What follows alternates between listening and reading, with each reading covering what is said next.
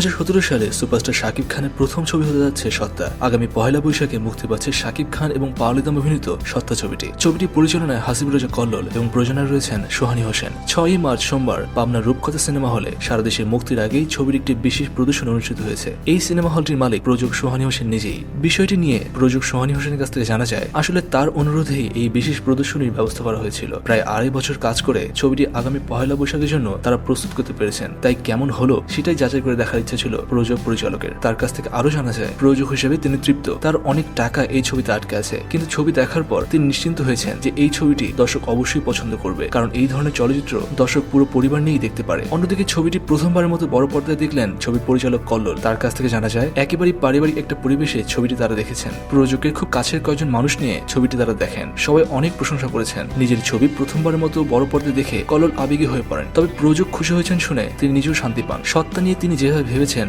তার কতটা পর্দায় ফুটিয়ে তুলতে পেরেছেন, এমন প্রশ্নের জবাবে কল্লোলের কাছ থেকে জানা যায়, আসলে একজন পরিচালক কখনোই সন্তুষ্ট হতে পারে না। তবে তার ছবি দেখে যখন সবাই প্রশংসা করছিলেন তখন তিনি আসলেই ভাবছিলেন কাজটি আসলেই ভালো হয়েছে। এদিকে গত 2014 সালে 16 নভেম্বর এফডিসিতে মহরতের মাধ্যমে ছবির কাজ শুরু হয়। শিডিউল জটিলতা কাটিয়ে 2016 সালের শেষ দিকে ছবির কাজ শেষ হয়। চলতি বছরের জানুয়ারি মাসে ছবিটি সেন্সর বোর্ডের ছাড়পত্র পায়। দর্শক, শাকিব খানের সত্তা আসছে পহেলা বৈশাখে। বছরের 4 মাস পেরিয়ে গেল, সত্তায় হতে যাচ্ছে কিং খানের প্রথম ছবি। আপনি কি ছবিটি দেখতে চান জানান নিচে কমেন্ট সেকশনে। আর শাকিব খানকে নিয়ে কোনো মিথ্যা বা প্রতারণামূলক খবর জানা নয়, শুধুমাত্র অথেন্টিক খবর জানার জন্য সাবস্ক্রাইব করুন খবর টিভিকে।